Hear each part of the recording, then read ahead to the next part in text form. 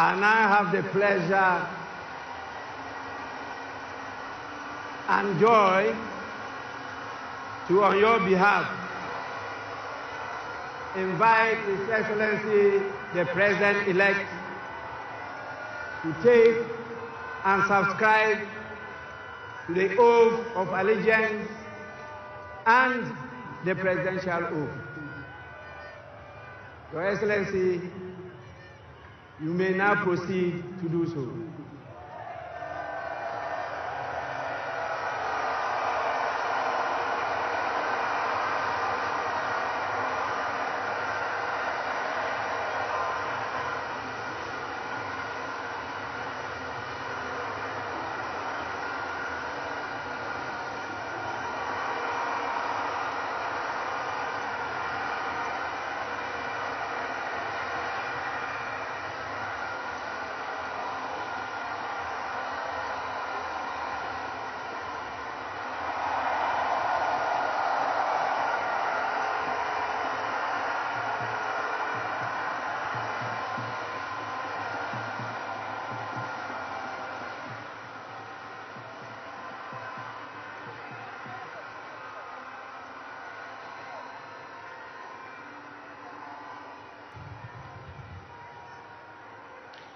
Your Excellency, kindly say after me. This is the oath of allegiance. I. Your name. John Dramani Mahama. Do in the name of the Almighty God swear.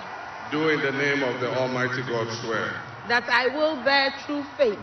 That I will bear true faith. And allegiance. And allegiance. To the Republic of Ghana. To the Republic of Ghana. As by law established. As by law established. That I will uphold. And that I will uphold. The sovereignty. The sovereignty. And integrity. And integrity. Of Ghana. Of Ghana. And that I will preserve. And that I will preserve. Protect. Protect. And defend. And defend. The Constitution. The Constitution. Of the Republic of Ghana. Of the Republic of Ghana. So help me God. So help me God.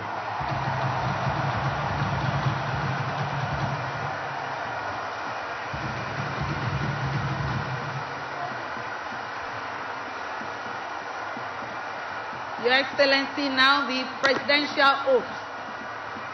I, John Dramani Mahama, having been elected to the high office of President of the Republic of Ghana, do in the name of the Almighty God swear. Do in the name of the Almighty God swear. That I will be faithful. That I will be faithful. And true. To the Republic of Ghana. To the Republic of Ghana. That I will at all times. Preserve. Protect. And defend. The Constitution. Of the Republic of Ghana. And that I dedicate myself.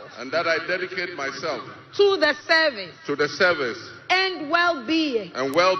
Of the people. Of the Republic of Ghana.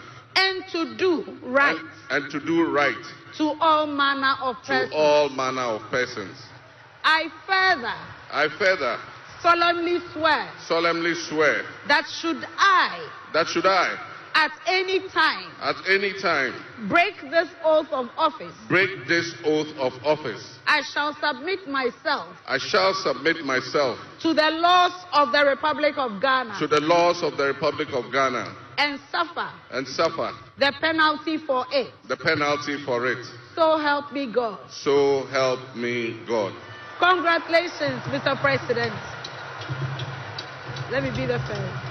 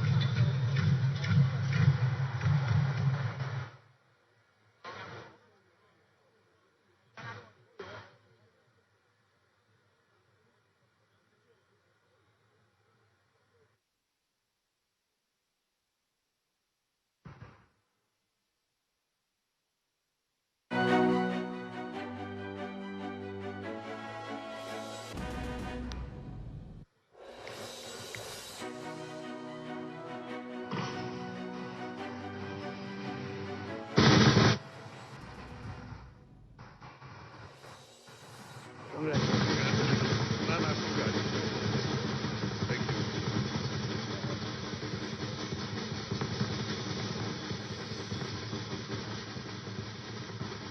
You stand.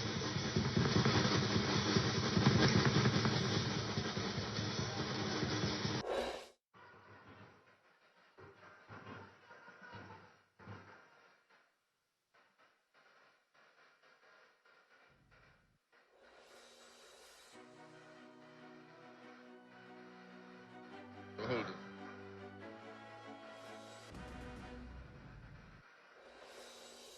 The Right Honorable Speaker of Parliament, Honorable Members of Parliament, Her Excellency, the Vice President of the Republic of Ghana, Jane Nana Opoku-Agyeman, Her Ladyship, the Chief Justice, Your Excellency, Bola Ahmed Tinubu, President of the Federal Republic of Ghana, and special guest of honor for this occasion, Your Excellencies, Presidents, Heads of Government and Development Agencies, Your Excellency Nana Addo Dankwa Akufo-Addo, and former Presidents, Your Excellency Dr. Mahamudu Bawumia, distinguished invited guests, ladies and gentlemen, my brothers and sisters. I wish you a good morning, and we give thanks to the Almighty God on this occasion. Our Father who art in heaven, we thank you for giving us this day, a day that offers me, your humble servant, a unique opportunity to work to reset our dear country, Ghana. 32 years ago, on January 7th, Ghana made its first and most successful democratic transition, a reset, with the swearing in of the newly democratically elected President, Jerry John Rawlings, of blessed memory. Our nation was returned to a multi-party democracy with a new constitution that went into effect, and the Fourth Republic was officially established. I refer to it as a reset because on that day in 1993, we made our fourth attempt at establishing a democratic system of government with term limits based on free, fair, and transparent elections. The handover of power on January 7, 2001, between former President Jerry John Rawlings and at the time the newly elected President John Agyekum Kufuor, tested that reset, and our nation passed with flying colors. So today, with my induction as the new President of the Republic of Ghana, history is being made once again. And it is a history worth repeating every 4 years with each newly elected president. Today, we're also making a different kind of history, one that speaks to our maturity as a democracy, a nation of citizens enfranchised with the authority at the polls to determine their political future. Today's exercise between the outgoing President, His Excellency Nana Addo Dankwa Akufo-Addo, and I feels a bit like a deja vu. That is because 8 years ago to this day, on January 7, 2017, we shared this same space and performed this same transitional exercise. At the time, I was the outgoing president, having served one term, and he was the incoming president, having been given a mandate by the people of Ghana to lead this great nation of us. He and I both understood on that day, as I'm sure we are today, that it is the people of Ghana that we are elected to serve. Somehow, it seems fitting that it is with Nana Akufo-Addo that I twice shared this stage and this unique historical distinction. Because Nana Akufo-Addo and I began our national political careers in Parliament in the same year 1996.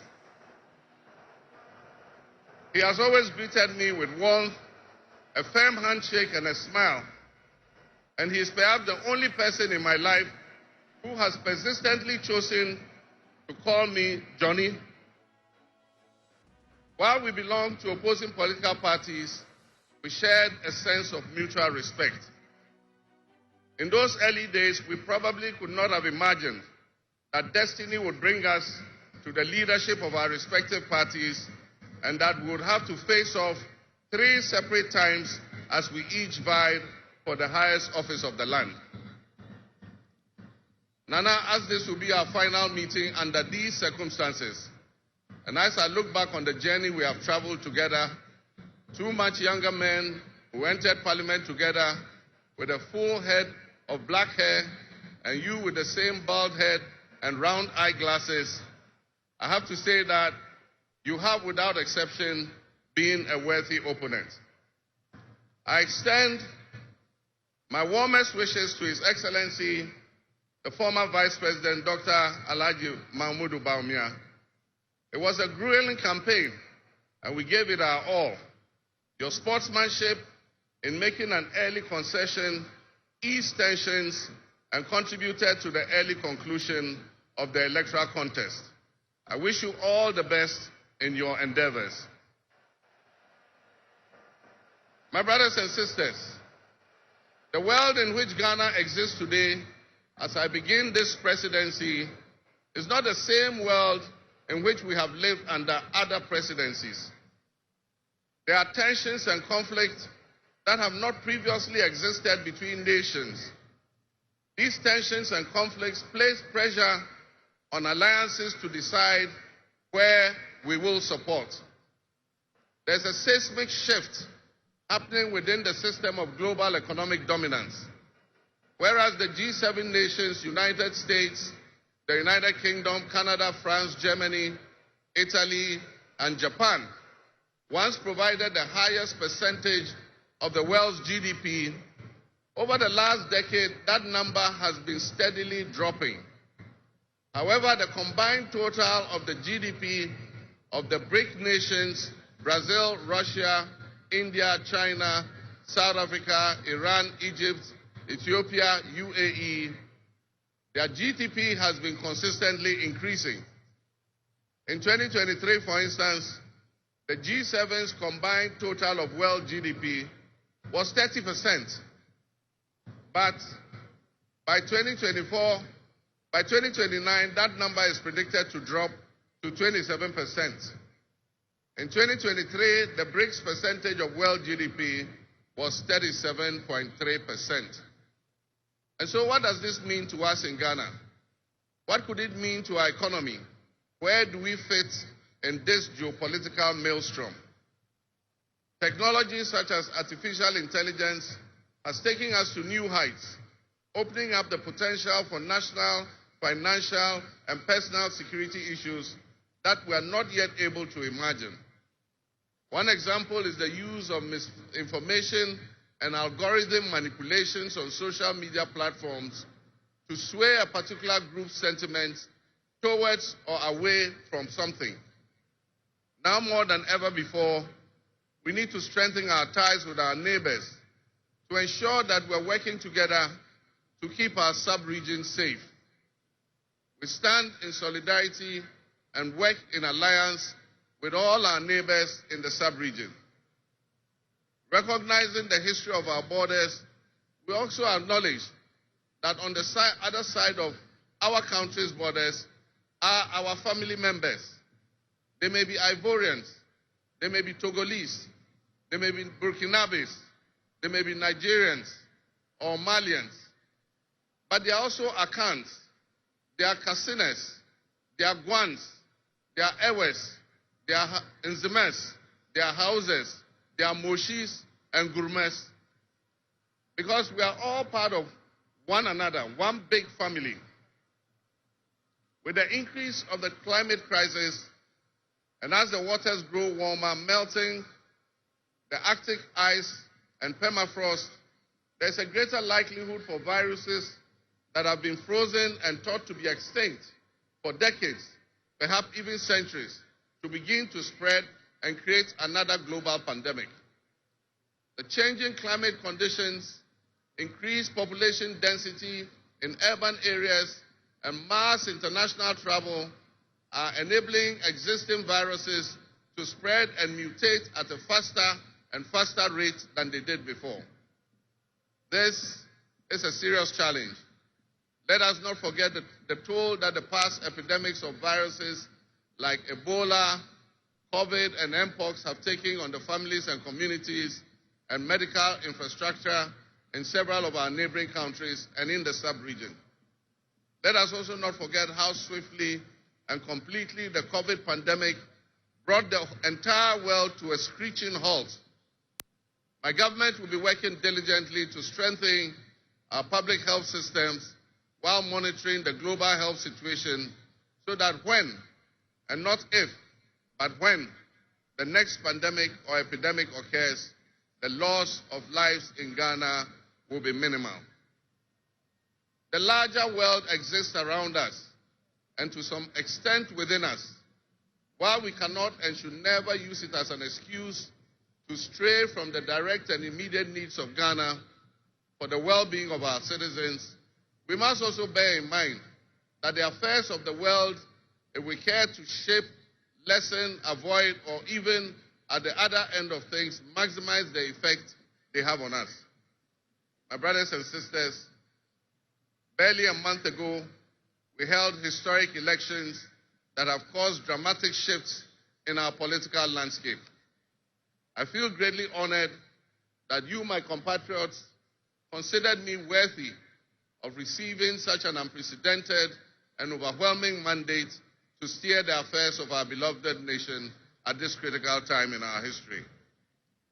The magnitude of this victory in the presidential elections and the gains that were made by my party, the National Democratic Congress, in the parliamentary elections naturally and justifiably resulted in great joy and celebration across our country, Ghana.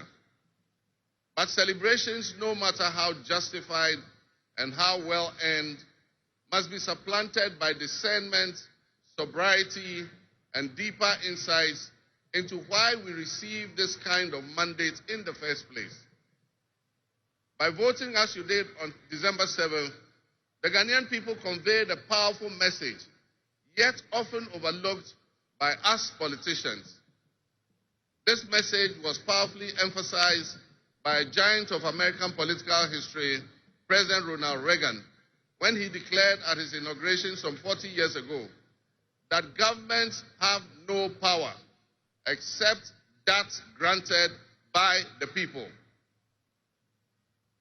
While Ghanaians take great pride in our thriving democracy, they are deeply dissatisfied with the quality of governance over the years and have openly voiced that dissatisfaction through the decisive actions that they undertake at the elections. Our people also understand that democracy is not just a token adorned with periodic elections followed by pomp and pageantry with the establishment of a new government. They expect that if democracy is celebrated as a superior means of governance, then its outcomes must be more tangible and benefit them in their individual lives.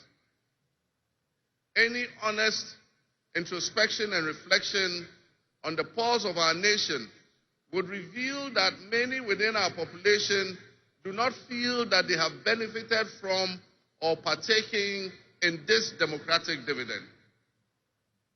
Where people buffeted by severe economic crisis and hardships, and in the last few years, we have lurched from crisis to crisis. But there is hope on the horizon. Today should mark the beginning of a new opportunity, an opportunity for us to make a difference in our governance and our economic management. We shall reset our dear nation, Ghana.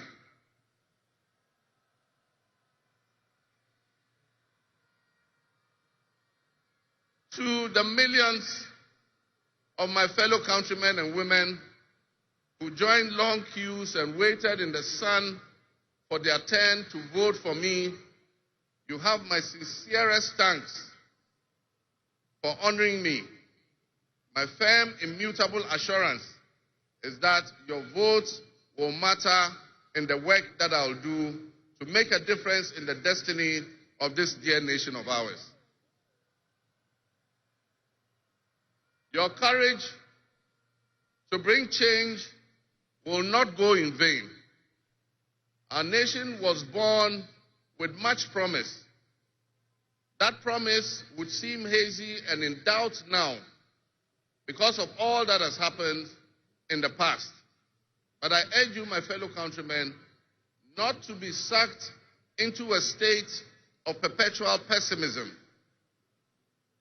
For some time, our country has urgently needed leadership with an unwavering desire to get things done.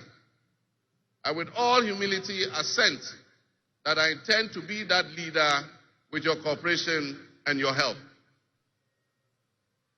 As your next leader, I shall strive to exercise sound judgment and be able to make the right calls at the right time.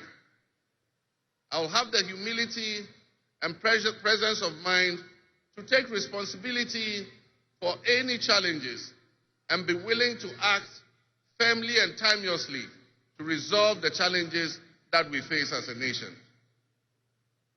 Since the elections, I have read and heard the word hope used many times in relation to my presidency and what it should offer the citizens of Ghana. I intend to speak plainly and clearly to you today, and every time I address you subsequently, I intend to always tell you the truth. The circumstances we find ourselves in are indeed dire, but even so, I'll be decisive and swift in my actions. We'll focus our initial efforts on 4 critical areas. The first is economic restoration and stabilization of the macroeconomic environment. The second is the improvement of the business and investment environment to ensure that Ghana is once again open for business. The third is governance and constitutional reforms. And the final, but not the least, is accountability and the fight against corruption.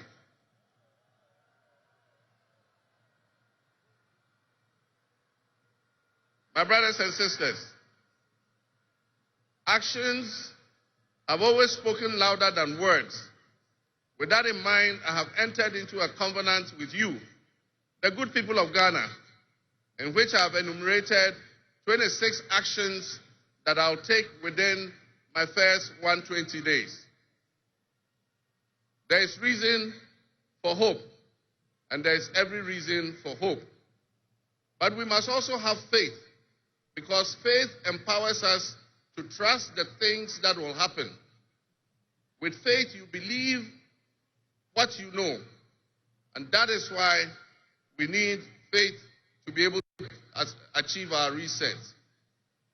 We need a reset with the faith we have in our country and our leadership. We need a reset with the faith we have in our institutions. We need a reset with our faith in our dear nation, Ghana. And by that, I mean in all of us, because all of us are Ghana. You are Ghana, and I am Ghana. All of you seated here today, Ghanaian citizens, you are Ghana. The people who you are with or near you as you watch this on television, in your homes, or listen on radio, or follow on social media are what we call Ghana. I ask that we enter into the covenant with the Ghana we all love and the good people of our country who make up this dear nation. And I ask that you envision a Ghana that you want to live in, a Ghana that you want to leave behind to your children and your grandchildren. What can you do to help build that better Ghana that we all strive for? What behaviors, what attitudes and mindsets can we reset? We need a reset. And we have faith in Ghana's ability to overcome, excel, and be so successful with this reset that it will be difficult to imagine a time when that was not the case. As we stand at this momentous crossroads in our nation's history, I am honored and humbled to accept the mantle of the President of the Republic of Ghana. Today, we celebrate a new administration and herald an unprecedented era of opportunity and transformation. With Nana Jane Opoku-Agyeman by my side, we are poised to embark on a journey of progress and inclusivity, united in our vision for a more prosperous Ghana. This day is particularly special for us and for every Ghanaian who dreams of a society where barriers are shattered and ambitions are realized. With the inauguration of Ghana's first female vice president, we have turned a significant page in our history. Nana Jane's ascension to the high office is not merely a personal triumph. It symbolizes our collective commitment to fostering a nation where gender equality and female representation are cherished and amplified. This is a powerful testament to the power of diverse voices to shape the future, voices that have the courage to soar beyond our traditional confines. My brothers and sisters, together as we look to the horizon, we reaffirm our dedication to breaking the glass ceiling that has long hindered many from reaching their full potential. Governance that reflects all segments of our population strengthens our democracy and enriches our conversation.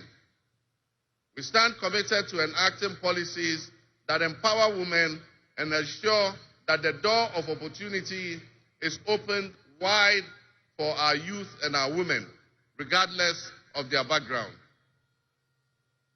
Together, we will galvanize our efforts to create a society where every Ghanaian can dream, believe, and achieve without any restraints. Remember that great leadership is not defined merely by the offices we occupy, but by the legacy that we leave for future generations. My administration, along with my Vice President, Nana Opoku-Agyeman, will prioritize inclusivity, accountability, and innovation, forging pathways that will lead to the upliftment of all of our citizens. I'm profoundly grateful for this moment, a cornerstone in our journey towards a brighter future for Ghana. In this resounding victory, I see a clarion call, particularly from the youth of Ghana, a generation that is brimming with potential and dreams that are waiting to be realized. This moment is a powerful affirmation that your voices matter, that your aspirations are valid, and that your future must be our priority. We're committed to translating your hopes into action and creating opportunities for education, entrepreneurship, employment, and empowerment. Our policies will be tailored to sustain innovation and foster industry that engages today's young minds and equip them with the skills needed for tomorrow's challenges. Together with the private sector and captains of business, we will create decent and well-paying jobs. As we embark on this new chapter, I assure you that our decisions will champion diversity in all facets of governance, ensuring that every Ghanaian, regardless of your ethnicity, your gender, your age, your religion, or any background, will have the opportunity to contribute to our nation's story. Ghana's youth represent the heartbeat of our democracy. Their ambition will drive our policies as we strive to create an inclusive, equitable society where everyone has a seat at the table. Our vision hinges on the introduction and implementation of a 24-hour economy. We envisage an innovative and vibrant 24-hour Ghanaian economy, which will also be anchored in agriculture and agribusiness. This innovative approach would unlock potentials that have long remained dormant, enabling us to harness the energy and creativity of all our people. Just imagine a Ghana where our markets are alive and bustling at all hours of the day, with responsive public services accessible at all times, such that businesses can operate flexibly to meet the diverse demands that they are subjected to. And young people, including entrepreneurs, can find opportunities regardless of traditional institutions. The 24-hour economy model will also bolster job creation for the young people, stimulate local industry, and attract foreign investments, and allow us to build resilient communities and a sustainable future. This vision extends beyond mere economic transactions. It symbolizes empowerment, the empowerment of every Ghanaian to contribute to our national progress. My fellow citizens, this vision will allow us to embrace diversity, to cater to varied lifestyles and preferences, and foster a culture of inclusion, ensure that every citizen can enjoy the fruits of his hard work. To the business leaders and entrepreneurs, I invite you to support this new model and join me in shaping a business environment where creativity thrives and where the fruits of your investments contribute to the collective welfare of our nation. Your role in driving our economy forward cannot be overstated. Your innovation and dedication will be a backbone of our success story.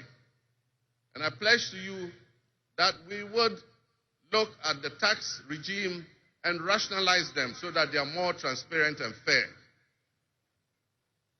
Members of the business community, I assure you, Ghana is open for business again. Let me thank you, Your Excellencies, my fellow presidents, for leaving what is a busy schedule behind and coming to join us at this ceremony. Your presence brings honor to this inaugural ceremony. And I want to extend my heartfelt thanks to all of you and to our sister countries who have traveled from near and far to be with us today. Your presence is a testament to the strong bonds of friendship and cooperation that exist between our nations. And I promise you I will work to foster the partnerships that transcends our borders, and I'll work collectively with you towards regional stability, economic growth, and mutual respect between our nations. To my friends from across Africa and the world, I thank you and welcome you to Ghana. And in our local parlance, I say Akwaba to all of you. To my family and fellow citizens, my wife Lodina, I thank you for your unwavering support and commitment to our shared vision. This journey is not mine alone. It belongs to all of us. It belongs to each of you.